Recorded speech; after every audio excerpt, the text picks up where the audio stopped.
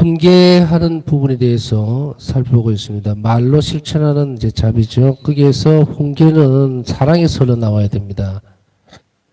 남에게 타이르거나 이렇게 훈계라는 건 뭐 좋은 부분이겠죠. 잘못을 지적하거나 또 고쳐지기를 바라면서 말하는 것인데, 그러나 그것이 어디에 근거를 두고 있느냐에 따라서 달라집니다. 다시 이야기하면은 그게 뭐 어떤 행위나 행동들이 잘못되었다든지 또 그 생각이 잘못되었을 때에 그것을 바로 잡아주려고 잘못됐으니까 그렇죠. 잘못됐으니까 잘못된 것을 정확하게 얘기해 줘야 되는데 그 출발이 사랑에 있지 않으면 그 근거가 정의보다 더 자비로운 것이 없는데 정의보다 더 자비로운 것이 없는 게 아니죠. 말이 꼬이네. 사랑에 설러나온 훈계나 질책은 정의보다 더 자비로운 겁니다. 그러니까 정의롭게 생각해서 호기롭게 딱딱 잘못을 정확하게 지적해 주는 것보다는 사랑에 근거를 해서 온유하고 부드럽게 그렇게 질책을 하거나 또 훈계를 하는 것이 훨씬 더 영혼에게 선한 영향을 미친다까지 살펴봤습니다. 그러니까 결국은 정의라는 그 정면 자체도 정의 자체만으로 이렇게 나가버리면 그 사람에게 선한 영향을 미치는 게 아니라 어떻게 되면 더 파괴적이 되어버릴 수도 있어요. 그렇기 때문에 그것이 아니고 자비 행위는 정의보다 우선해서 사랑의 근거를 해서 나가야 됩니다. 그래서 자비가 없고 오직 정의만 있을 때 이것은 영혼에 해악을 끼치거나 치명적일 수 있다는 이야기입니다. 그렇기 때문에 정의라고 하더라도 정의가 어디에 바탕을 두고 있냐면 자비에 바탕을 두고 있어야 돼요. 그래야만 뭐가 이루어진다? 선한 영향력을 미칠 수 있어요. 자비는 선을 품고 있어요. 그렇기 때문에 되는데 정의는 정의 안에는 정의 자체가 선한 영향력을 미칠 수 있는 게 아니라 이렇게 칼로 자르듯이 정확하게 탁 잘라버립니다. 옳고 그름만 구별을 해요. 그 안에 내적인 부분을까지 따지지는 않습니다. 그죠? 법적으로 예를 들어서 판사가 판결을 내리는데 어떠한 부분에 있어서 이런 부분들이 도덕적으로나 윤리적으로 뭐 봤을 때 법적으로 잘못됐습니다 하고 딱 제재를 가는 그 부분만 명확하게 이야기를 하지. 그 내면에 숨어 있는 뭐 감성적이고 아니면 혹은 훈계적인 그런 것 같이 주지는 않죠. 경향만 딱 줘버리면 그만이에요. 정의가 실현된다고 이야기를 하죠. 그러나 자비는 그게 아닙니다. 자비는 내적인 문제를 다루고 있어요. 그 사람이 가지고 있는 생각이라든지 또 가치관이라든지 혹은 그 사람이 다치지 않도록 그렇게 함으로 인해서 그것이 이제 치유가 되고 그리고 만든 상처를 입었으면 이 새살이 돋아나도록 만드는 그런 것까지 했을 때에 그러한 태도 그것이 바로 자비의 기초를 두는 거예요. 그 자비로운 훈계죠. 대부분의 경우 질책은 영혼에게 단지 아픈 부분을 건드리거나 상처를 줄 뿐입니다. 그렇죠? 질책은 그냥 막 나무래고 너 잘못됐어. 물론 그 잘못됐으니까 잘못됐다고 얘기하는 건데 방법상의 문제일 거다. 방법은 여러 가지겠죠. 정의의 방법이 있을 수 있고 자비의 방법 태도가 있을 수 있거든요. 그런데 정의의 태도는 상처를 더 깊게 만들어 버리거나 혹은 아픈 부분을 건드려 버립니다. 그럼 어떻게 되겠어요? 오히려 그 말을 잘 귀를 기울이겠습니까? 아니죠. 반발을 해버리죠. 확 튄다 이 말이에요. 그렇기 때문에 반항을 한다 그러죠. 잘못된 걸 지적했는데도 그 싸움이 일어나죠. 싸움이 일어나. 그러면 그렇게 이야기한단 말이에요. 내가 잘못된 걸 얘기했느냐? 잘못된 걸 얘기한 거 없어요. 잘못된 걸 이야기한 것이 아니라 그거는 심판관으로서 접근하는 방식이고 인격적으로 사랑의 대상으로서의 방법은 아니었다는 거예요. 질서적인 측면에서 맞아요. 그러나 하나님 참으로 원하시는 것은 질서적인 측면을 파괴된 부분을 새로 만들어 놓는 부분, 창조적 부분에 더 무게중심이 가 있어요. 그게 자비입니다. 그래서 새로 창조되어지고 새로 시작할 수 있도록 희망을 주고 그리고 기쁨을 주는 거 그거거든요. 그렇기 때문에 이렇게 대부분의 경우 질책을 한다면 뭐 나는 선한 마음으로 한다고 하지만 그것은 아니다. 그 영혼이 오히려 아픈 부분을 건드리거나 혹은 상처를 줘버립니다. 그래서 누군가를 사랑과 배려로서 타이르는 방법을 알지 못한다면 큰 상처를 주기도 합니다. 우리가 방법을 알아야 돼요. 방법을. 그 방법을 모르면 우리 식대로 그냥 뭐 어디서 우리는 교육을 받고 각자에게 맞는 방법들이 자기 스스로 터득한 것이 있단 말이에요. 그 부분을 가지고 이렇게 탁 접근해 버리면 아까 같이 자비로운 방법이 아니라 정의 측면에서 나가버리니까 어떻게 됩니까? 자녀들을 타이를 때도 마찬가지거든요. 훈육을 할 때도 마찬가지고 자비로운 방법으로 해야 되는데 그 방법을 모르니까 그걸 나무래고 이거 큰일 났다. 너 이러면 절대로 안 돼. 너 나쁜 사람이 되는 거야. 앞으로 네 인생 어떻게 살라고 그래. 막 이렇게 퍼부어 버린단 말이야. 그러면 그 내용이 잘못된 거 없어요. 옳고 그르면 문제가 아니라 죽이는 살리느냐의 문제예요.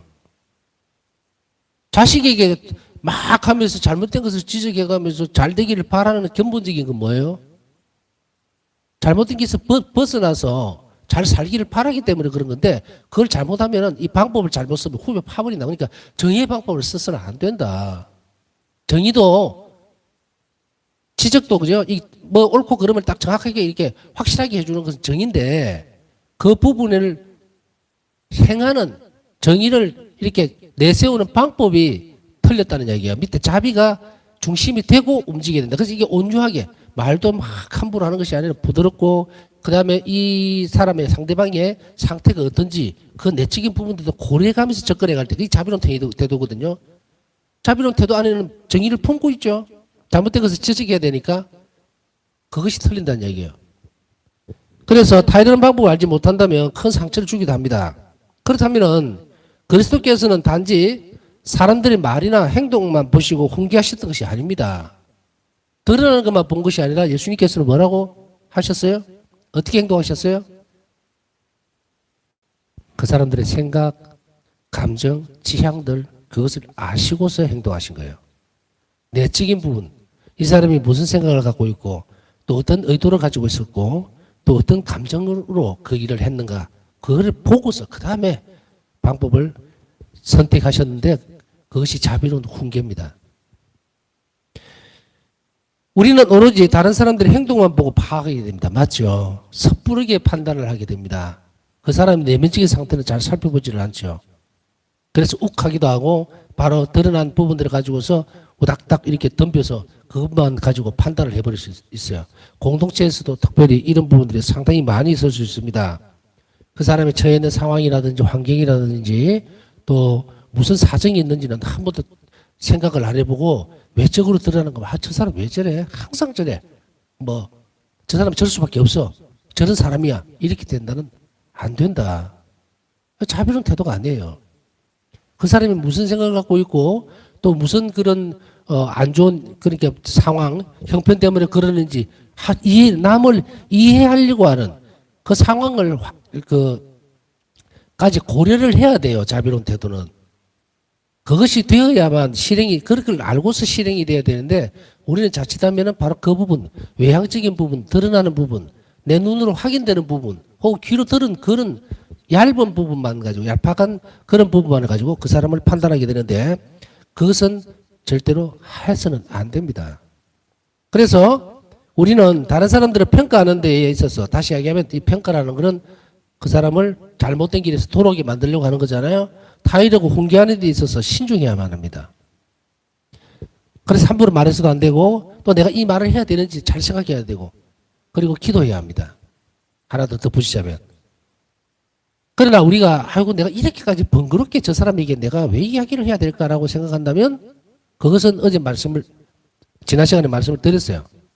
우리는 형제들의 잘못을 사랑으로 타이를 필요가 있습니다. 분명히 반드시 그래 해야 합니다. 뭐 다른 사람이 하겠거니 하고 생각했어도 안 됩니다. 그렇다고 오지랖 넓게 아까 표현대로 드러난 대로라면 정의의 사도라된 것 같이 막 나무래는 듯이 이야기하고 잘못을 막 지적한 듯이 이렇게 해버리고 갑과 을의 관계에서 하듯이 이렇게 억압해버리는 것 그거는 굉장히 잘못된 태도입니다. 그건 자비로운 태도가 아니에요. 그거는 오히려 어떻게 보면 공격적인 태도가 될 수밖에 없어요. 그건 아무 가치가 없습니다. 아무 가치가 없어요. 왜냐하면 근본적으로 얘기하면 애덕을 거스르기 때문에 애덕을 거스려요. 사랑을 거스린다 이 말입니다. 주님께서 자비를 실천할 때 애덕을 거스리면서 하라 그랬습니까? 아니거든요. 항상 그들의 마음에 상처를 입지 않고 유순하고 잘 받아들일 수 있도록 하나님께 도움을 청하면서 가장 부드러운 말로 파우스타 성경 그 말씀 일기에서 잘 드러납니다. 가장 부드럽고 가장 온유한 태도로 그리고 주님께 도움을 청하면서 그들에게 조심스럽게 말을 건네는 것.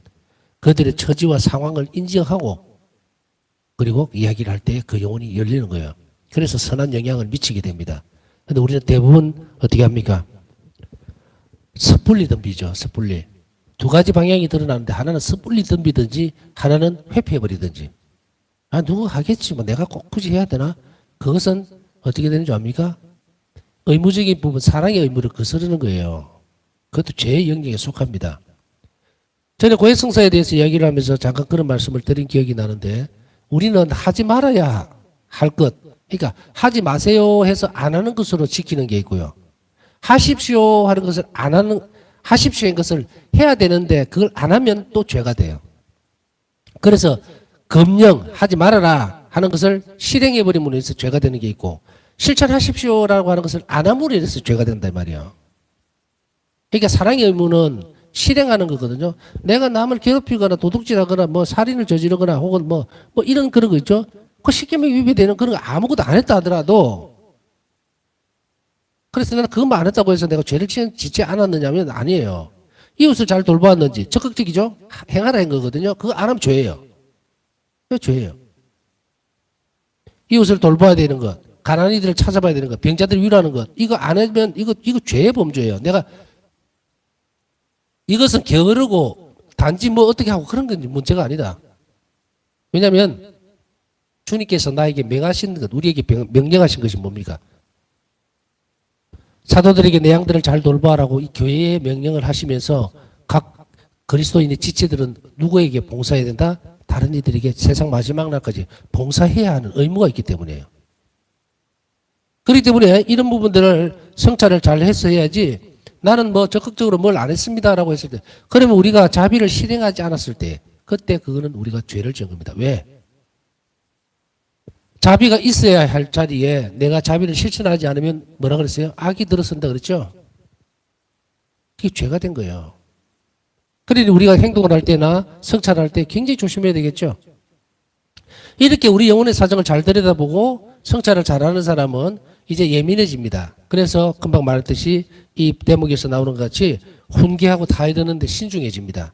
왜? 주님께서는 이 사람을 어떻게 대하셨는지 그리고 어떤 눈으로 이들을 대해야 되는지를 하나님께서 가르쳐 주십사 하고 청하면서 기도죠. 그러면서 조심스럽게 그 영혼에게 접근하기 때문에 이 사람에게서는 단순하게 외적으로만 보고 판단하지 않는다는 이야기입니다. 훈계가 성냄, 분노, 보복 등에서 나온 행위거나 내가 막 그 잘못된 것을 보고 잘못된 거 맞아요. 그런데 막 그걸 가지고 내 성질에 못 이겨가지고 막 팽패 부리듯이 막 응? 그렇게 하면 안 된다. 이 보복 등에서 나온 행위이거나 혹은 다른 사람을 바꾸고자 하는 불건전한 생각에서 나온 것이라면 이것은 결코 자비 행위가 될 수 없다. 다른 사람을 바꾸려고 하는 시도.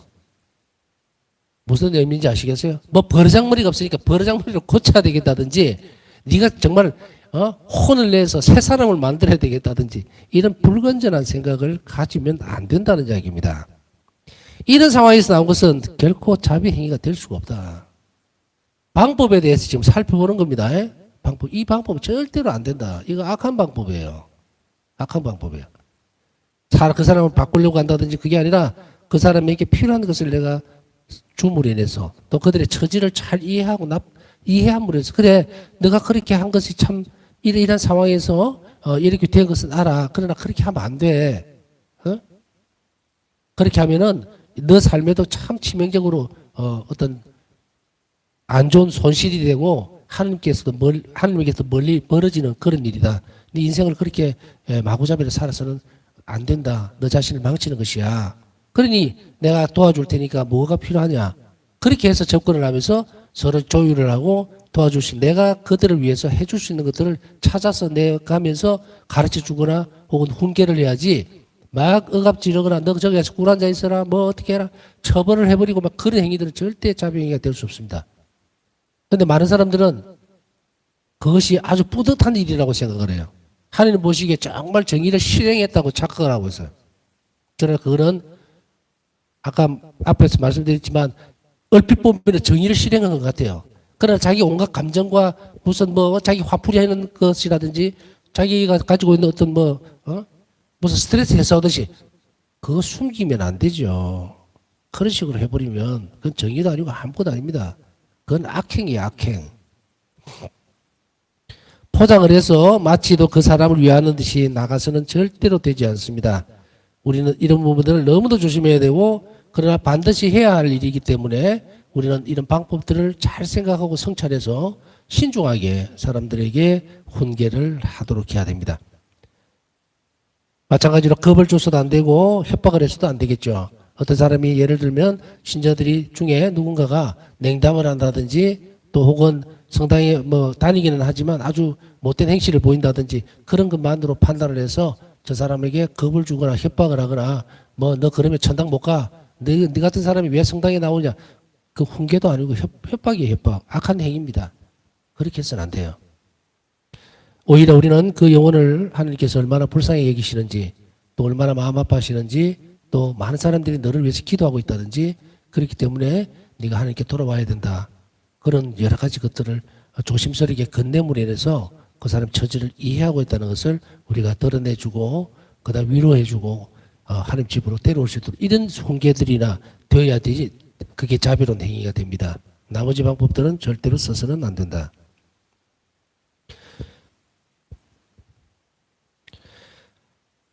훈계가 진정으로 다른 사람의 선을 생각하고 영혼을 염려하는 것에서 나온다면 이것은 이웃의 영적 성장에 기여할 것이다. 훈계를 해준다는 것은 그 사람이 성장할 수 있는 길입니다. 우리가 마찬가지로 역으로 얘기하면요. 누군가가 나에게 정말 진정으로 사랑에서 나오는 훈계, 자비에서 나오는 훈계를 한다면 그것을 우리가 귀를 기울여서 듣는 순간에 우리는 영적으로 성장을 해요. 영적으로 성장을 합니다. 그렇기 때문에 진정으로 다른 사람의 선을 생각하는 것. 사람들에게 뭔가를 훈계를 할 때 이 사람 참 좋아졌으면 좋겠다. 하나님의 자녀로서 다시 열심히 살았으면 좋겠다라고 하는 것이죠. 그게 선이잖아요. 바로 그것을 기대하고서 한다면 그 사람 영적 성장을 가져오게 됩니다. 그러나 그렇지 않고 아무 생각이 없어. 이 사람은 내가 뭐라 그럴까? 화풀이하는 대상이라든지 내 감정을 막 폭발시키거나 내 스트레스 푸는 어떤 형태로서 막 마구잡이로 이렇게 한다는 것은 있을 수 없는 일입니다. 이것은 어떻게 보면 우리 가운데서 흔히 일어날 수도 있는 부분이에요. 형제를 위배해버리는 것. 그것은 작은 공동체의 모습, 그룹의 모습에서도 드러나요. 레주어라든지 아니면 무슨 재단체라든지 그런 데서도 조금 이렇게 독특한 어떤 태도가 드러나면 막 득달같이 그거 안 됩니다. 항상 애덕을 거스르지 않도록 자비로운 태도를 선택하는 것은 애덕을 거스르지 않도록 조심하면 됩니다. 그래서 우리는 정의를 실행하라고 부르는 것이 아닙니다. 자비를 실천하라고 부르는 거예요. 그럼 정의는 어디 있는가? 정의는 자비 안에 있어요. 그래서 이 정의보다 더 자비로운 것이 사랑에서 흘러나오는 것이기 때문에 우리는 선택적 부분에 있어서 어떤 것을 선택해야 되냐? 우리는 정의보다 자비를 실천해야 됩니다. 왜?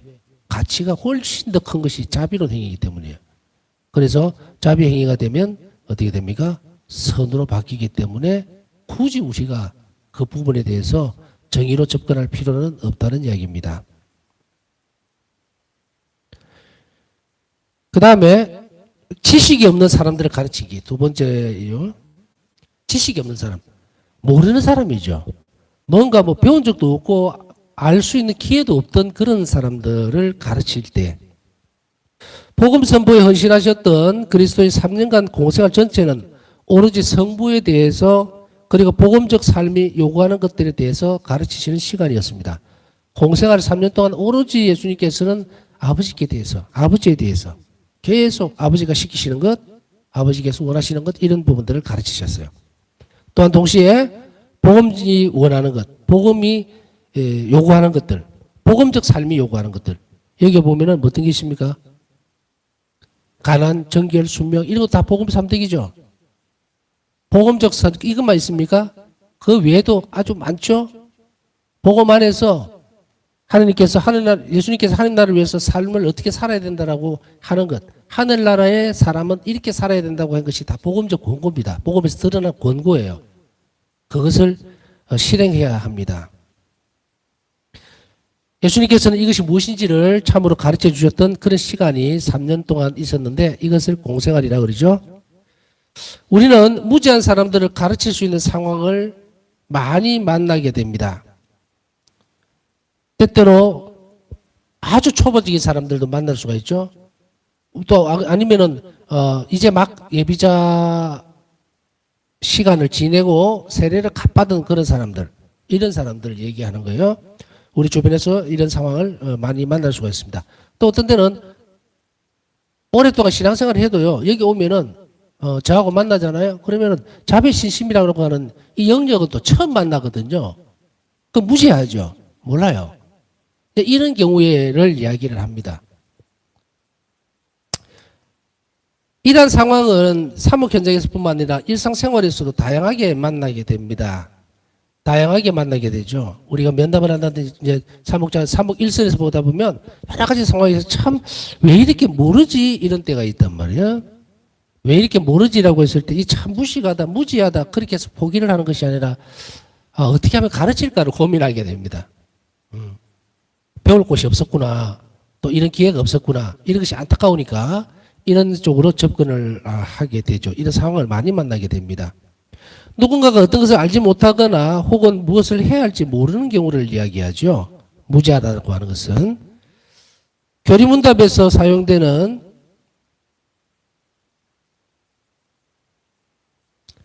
지식이 없는 사람을 가르치는 지식 있는 사람, 장상이라는 개념을 의미하는 것이 아닙니다. 사용되는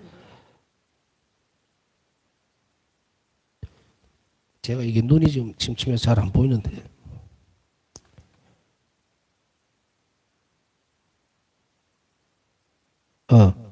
인스트럭터드 언언폼드라는 말이 있는데요.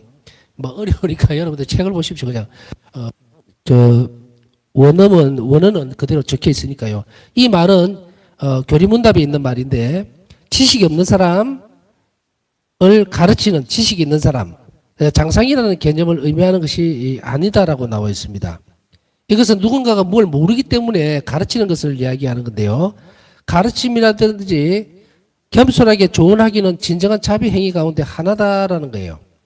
그래서 사목 현장에서 이렇게 만나게 될 때에 교리문답에서 사용이 되는 지식이 없는 사람이라든지 이것을 가르치는 지식이 있는 사람, 이것을 장상이라는 개념을 의미하는 그런 단어보다는 뭘 해야 될지 모르는 그런 사람들에게 지식을 주는 건데 가르침이나 겸손하게 조언한다는 것은 진정한 자비 행위 가운데 하나. 요약하면 이 말이에요. 가르친다든지 무지한 사람들에게 또 겸손하게 조언을 한다든지 이것이 진정한 자비 행위다. 결국 이 말입니다. 어떤 사람이 뭔가를 모른단 말이에요. 교회에 와서. 그러면은 뭔가 자기가 몰라서 못해요. 그랬을 때 그 사람에게 정말로 이 부분은 이렇습니다 하고 가르쳐 준다든지 혹은 겸손하게 조언하는 이 행위가 진정한 자비 행위다. 이 말이에요. 그렇기 때문에 우리는 교회에서 이렇게 우리가 살다 보면은 아까 얘기했듯이 예비자라든지 아니면 이제 갓 세례받은 사람들 혹은 냉담을 오래 했다가 이제 다시 이제 성당으로 온 사람들 막 표가 납니다. 뭐가 뭔지도 모르겠고 또 기도도 잘 할 줄도 모르겠고 또 어떻게 보면은 옆에서 신자인데 영성체를 하는데 보면은 어떤 개응 그죠 미사 때에 그것도 잘 못하고 이런 사람들이 눈에 보일 때가 있을 거예요. 그때는 이상한 사람이다 이렇게 하지 말고 이 사람에게 그런 분들에게 눈치를 챌 수 있겠죠. 가서 어떻게 미사 참례가 익숙하지 않습니다라고 이야기하면 예, 제가 냉담을 오래 해서 그러면 이제 그때에 훈계라든지 잘 모르시는 것이 있습니까라고 묻는다든지 이게 자비 행위예요. 무지한 사람들을 가르쳐 주는 것 이것이 자비 행위입니다. 절대 억압 막 하듯이 이렇게 하는 게 또 이런 경우도 있죠. 내가 잘 모른단 말이에요. 나는 잘 모르지만 저 사람이 너무 나보다 잘 모르는 것 같아. 그러면은 그 사람을 잘 인도하려고 시도하는 것. 오늘 성지주일이잖아요.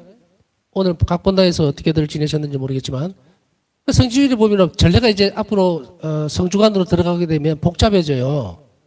복잡해지기 때문에 신부님들도 보면은 막 이 책을 옆에 놓고 보면서 이 전례를 하게 되는데 오랫동안 냉담을 했다가 온 사람들이라든지 이런 사람들은 보면 동작이 좀 어눌하고 막 이상한 경우가 있어요. 그때는 막 의심하거나 이러면 저 사람 이상해요. 신자도 아닌데 뭐 그게 아니라 친절하고 부드럽게 가서 혹시나 잘 모르시는 부분이 있습니까? 라고 이렇게 해서 잘 이끌어 주는 거 그거 자비행위예요. 무지한 사람들에게 가르쳐 주는 거. 그래서 바로 이렇게 어떤 겸손하게 가르쳐 주는데 자만이나 내가 뭐 잘났고 지식이 많고 그러니까 내가 니를 가르쳐 줘야겠다 그런 게 아니고 자신의 어떤 뭐 잘난 우월성을 드러내고자 하는 바람이 아니라 진정으로 저 사람을 참 아이고 안 됐다 저 사람 저렇게 좀 더 열심히 진정으로 하나님을 만나야 되는데 하는 그런 다른 사람을 돌보고 돕고자 하는 바람으로 이루어지는 가르침만이 자비 행위가 될 수 있습니다. 그러니까 나는 좀 아는데 나는 뭔데 뭐 나는 직책이 있는 사람이고 나는 내조 단장이 그러니까 난 니보다 더 많이 하니까 가르쳐 줄게 이런 게 아니고 그게 아니고 그 사람이 진정으로 저 사람이 이 전례에 잘 적응할 수 있도록 그래서 교회의 사람이 될 수 있도록 그런 형제적 어떤 느낌 그 상태 그걸로 접근을 해서 그 사람을 진정으로 도와주려고 하는 그런 가르침들 그것으로 되어져야만 자비행위가 될 수 있다는 것을 이야기합니다. 그래서 이 부분이 이제 지식이 없는 사람들을 가르치는 것이 바로 자비행위가 될 수 있다 이 말입니다. 이렇게 자비행위들을 조목조목 이렇게 떼놓는 이유는요. 이런 부분들이 반드시 필요합니다. 그래서 지금 예를 자꾸 들죠. 지식이 없는 사람들을 가르치는 것은 이렇다라고 할 때에 그러면 뭔가 자 예를 들어서 교리교사들 그냥 막연하게 내가 아이들에게 뭐 어떻게 교리를 가르치고 뭐 이런 그런 소명의식 이렇게 파고들 것이 아니라 이것이 진정으로 아이들에게 지식을 전달해 주는 거잖아요. 그리고 더 나은 사람이 되고 하나님의 자녀가 또 성장할 수 있도록 해주는 그것이 자비를 베푸는 행위라고 하는 아주 깊은 신념이 있다면 우리는 교리교사 예를 들면 그렇단 말이에요. 교리교사들이 얼마나 큰 자부심을 가지고 있겠어요. 그게 핵심인데. 그냥 단지 지식을 전달해 준다고 생각하니까 지치죠. 몇 년 하면 그만두고 싶고 뭐 안 하고 싶고 그게 아니라 자비 행위는 아이들에게 그렇게 자비를 베풀고 있다는 그 큰 어떤 하느님의 어떤 기쁨, 하느님과 일치할 수 있다는 것, 예수님과 하나가 되고 있다는 그것을 깊이 있게 성찰하고 깊이 있게 묵상하면서 그들을 가르치기 시작한다면 바로 이 지식이 없는 사람들을 가르치는 이 부분에 있어서 굉장히 큰 자비를 실천하는 사람이 될 수 있다. 이것만큼 올바른 방향으로 자기 성소적인 부분을 가지고 갈 수가 있는 것이 없죠. 마찬가지로 우리가 이런 부분들은 많이 여러분들이 참고를 하셔야 됩니다. 우리 가운데 보면은 뭐 반장도 있을 수 있거든요. 반장이라 하더라도 마찬가지죠. 반장도 반응들이 있으면 가르쳐야 되는 사람이거든요. 무지하거나 모르면은 그때 억박 지르지 말고 아이고 귀찮아 내가 왜 똑같은 말을 또 해야 돼. 절대로 그렇게 하시면 안 되고 정말 참 좋은 기회구나. 내가 자비를 실천할 수 있는 주님 보시기에 참 좋게 내가 이 사람들에게 가르치고 또 이끌어줘야 되겠구나. 이거 뭐 재단체 장들도 마찬가지예요. 이렇게만 된다면 얼마나 여기도 자비 저기도 자비로운 사람들로 뭉쳐져 있으니 그 공동체가 얼마나 풍요롭겠습니까? 그래서 이렇게 구별되어지는 것 또한 마찬가지예요. 가정에서도 부모님이나 부모들이 이 부분도 마찬가지입니다. 부부들 가운데서도 서로가 신앙생활을 같이 하는 사람들이 있죠. 서로가 달려주는 것이 아니라 훈계가 아니죠. 모자라는 부분들을 가르쳐주고 또 깊이 있게 만들어주는 것. 지금 뭐 배우자가 예를 들어서 자비신심에 대해서 전혀 모른다. 무시하잖아요. 그럼 내가 이 부분에서 자만이나 지식을 드러내는 것이 아니라 돌보고 돕고자 하는 의도로 그래서 이걸 좀 가르쳐 드릴까요? 하고 그렇게 할 수 있다 이 말이죠. 그러니까 생각하거나 이러면은 우리가 할 일이 참 많죠. 그래서 이걸 분리를 해보면 그런데 나는 내 자식에게도 이 이야기는 꼭 해줘야 되겠다. 내 남편에게도 이 이야기는 꼭 해야 되겠다. 당신 좀 열심히 사세요. 왜 이 자비신심에 대해서 그렇게 멀리 모른 척합니까? 라고 아주 부드럽게 권고할 수 있는 기회가 될 수도 있다는 이야기입니다. 실천할 것이 참 많아지죠. 이렇게 배우다 보면은. 그 다음에 의심하는 사람에게 조언하기. 이 땅에서 사시는 동안 예수님께서는 종종 가르치시고 조언하시고 의심을 풀어주시고 진리의 길을 보여주셨습니다. 그렇죠. 바리사이파 사람들이 찾아와서 뭐 이것도 물어보고 저것도 물어보고 했을 때 아유 귀찮아 그렇게 한 것이 아니라 항상 끝까지 들으시고 어떤 데는 막 이렇게 뭐랄까 시비주로 막 덤비는 사람들도 많이 있었죠. 바리사이파 사람이나 율법학자들. 그러나 예수님은 그들을 가르치시고 모르기 때문에. 왜냐하면 이 부분들이요 왜 중요하냐면 지금 무지한 사람들에게 가르쳐 주는 것은 예를 들어서 음식을 하는 레시피를 가르쳐 주는 게 아닙니다. 자비에 대해서 가르쳐 주거나 또 교리적 부분, 신앙과 관련된 부분들을 가르쳐 줄 때 이게 왜 자비냐면 사람 생명하고 연결이 되어 있기 때문입니다. 영원한 생명하고 연결이 되어 있어요.